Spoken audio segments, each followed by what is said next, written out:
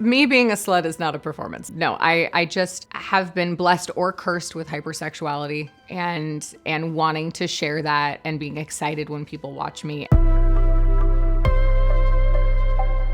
I am overflowing with gratitude for people liking to watch me be a slut. I can't even believe that I make my living doing this. I'm so grateful for that.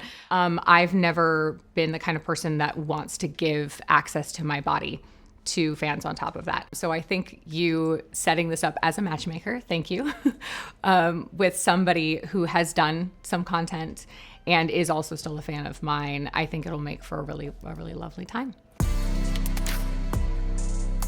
I'm Sophia Locke, and I am so excited to work with a fan. Hello. Hello. Hi. Oh, So good to finally meet you. Finally meet you. The idea of fuck a fan is one that I've been hearing about since my early camming days, right? There were raffles of if you buy this raffle ticket, you would have a chance at having sex with me, right?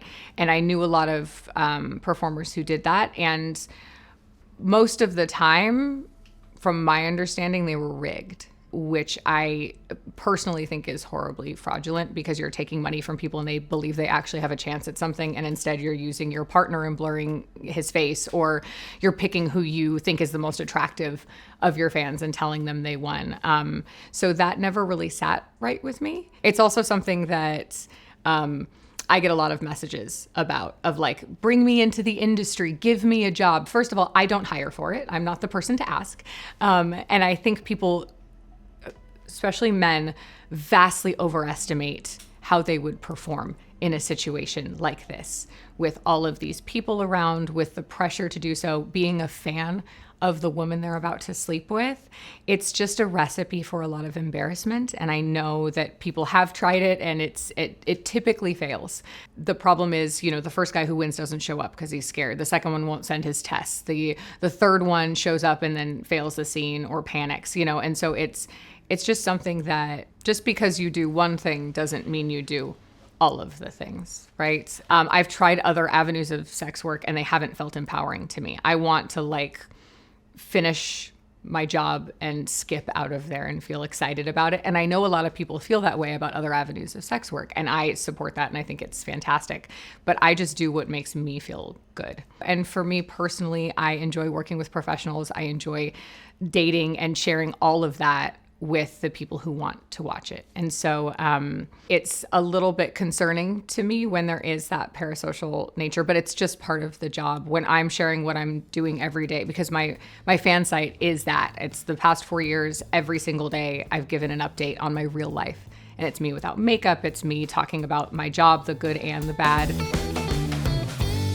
Okay, so this update is really special because I have about 12 people behind you doing a documentary series, the one I was telling you guys about. And I was saying that I have updated you guys for 4 years every single day and showed you the behind the scenes of my life. So now the behind the scenes of this will now be in this documentary. And I just want to say how much I appreciate you guys. Normally I would also show you my boobs, but I'm not going to do that for this part of the documentary. I love that I can share that and that they feel that closeness and that they can follow along. And so I think that lends itself to kind of a parasocial relationship, which here's my theory. Because I'm comfortable and we're comfortable talking about sex very openly and very publicly, and that's not something you'll see in the vanilla world very often, I now seem very accessible to you, right? And so that kind of entitlement or assumption of accessibility rubs me the wrong way a little bit, because I've chosen this path. This is the path I'd like to go down. You're more than welcome to watch, but it doesn't mean that I am necessarily comfortable selling a service that gives you access to my body or doing a raffle that gives someone a chance to have sex with me. That's not what I'm selling. It's not my work. And I know that I could make a lot more money if I leaned in harder to that. I know that, and it doesn't feel good to me. It never has. And I'm still very comfortable sharing every part of me, but within these very clearly defined lines. The deal is you can see my butthole anywhere, right? You can see explicit things of me. You can see all of the things that I've done, I want to show people. So I don't hold back on social media, even for free. I'll just be like, look what I did today. So the real value that I think people are willing to pay for is the look into my actual life day to day and how I feel about this job and what it's like being on a porn set and what it's like behind the scenes. My priority has never been money in this industry. It's always been like thrill-seeking adventure, being able to have sex with like tested professionals, and the entire world gets to see it. When you first talked to me about this and you mentioned it was a friend of yours who is an amateur content creator, his name's Ten, I was excited because we were supposed to shoot content years ago and it just kind of never happened. Hello. Hi. Oh, So good to finally meet you. Finally meet you. In person. Yeah, it's been a long time Years. since we've chatted. Yeah. See, I have our old messages from Twitter. You do. Like, I look at them longingly. Both of us. What could have been? Could have been. And then you're like, oh, that's awesome. You worked with Casey. Like, so just we like connected on that level, and that like, I think legitimized both of us. My verification totally. video and you working with people I trusted and respected. Am I Right. at the center of this? Yes. A little bit. This is actually about you, Casey. I think it's lovely that you care about people's first time on camera. And I understand you not wanting to be responsible for someone being on the internet forever naked and the job that they do. I care so much about other people's comfort and their experience. I think it would be anxiety producing for me too. Yeah. If it were somebody who was brand new to this and nervous about it, or regretted it later. So I think this is the perfect way to merge kind of my ethics on the kind of fuck a fan industry, as it were, and the realities of that. When she told me, I was like, this is great. I am a fan. Yeah. This is perfect. You had known my work from before? Yes. Okay, I didn't know that. From your old cam days. Oh, wow, yeah, that goes way back. Yes. Yeah. The old like Sibian shows. Stop, it was that long ago? Yes. Really? Yes. Oh shit, that's so cool. Okay. I That, actually like, have you've seen how questions about the cam stuff, the old cam stuff.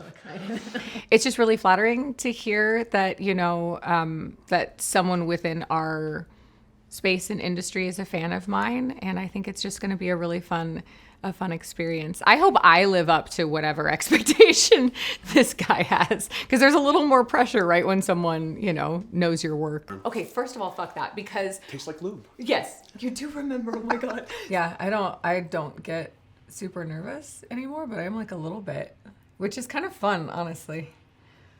It's just a different vibe. I don't know. Like, I want to make sure that it's a good experience for both of us. Like, that's important to me. So I feel like there's a little more anticipation. Please show each other your tests. Negative. Great. Excellent. Clear. Thanks. Beautiful. Cool. Thank Happy you. with tests? Yes. Awesome. Any sex acts that we do not want to do today? I mean, I can't think of anything that would be relevant. Like, no fisting, please. Like, you know what I mean? Massive fist. Yeah, no, That's and not that's- really yeah. sensible. Sophia would like to not be called a bitch today. Beautiful. But I Other like words are everything cool? else. Yeah. My main thing is objectification. So, like, Got it. yeah, I didn't have to explain that. That was immediate. Got it. I was thinking like the first part of our scene together could be edging and denying you, slash possibly ruining orgasms. I don't know what that looks like for you. Can I tell you how that works best for me? Absolutely. It feels different from most of my scenes, honestly. This is like a different situation, a different scenario. So anything new kind of feels like, all right, there are different expectations a little bit, but I'm just gonna have a good time. This is a science experiment. And you're the subject. Pretty bad, actually. Yeah. I'm really into creepy shit like that. You're taking notes, right? Everybody. Sex, take one. I think it's kind of fun being a little bit awkward. Handshake. Like a handshake. Let's start with a handshake. Okay. It's a pleasure to meet you. How was it? I'm gonna let you go first. I had a blast. Yeah, me too. It's Like, really fun. yeah, everything I hoped and dreamed. And what a nice way to kind of come full circle. Come literally come full circle from the orgasm denial camming days that you did, and then to be like, hey, do it to me in person. Right. Very effective. Yeah. Good job. Thank you. Yeah, well done. I came really hard A couple when of I was allowed times. to. Yeah. That was really hot. Yeah. Like red face, bulging veins. Eyes guttural. dilated, like primal, animalistic. Yeah, this is why I do what I do. Yeah. It's for moments like that. So thanks for coming along the journey with me. Thanks for having me. My pleasure. Aw, well, thank you so much. I had a blast. I had a fucking great Yeah, time. good. Thank you so Take care. much. My pleasure. Oh, no. Open doors. It's fine. Talk soon. All right, bye. Thanks, bye.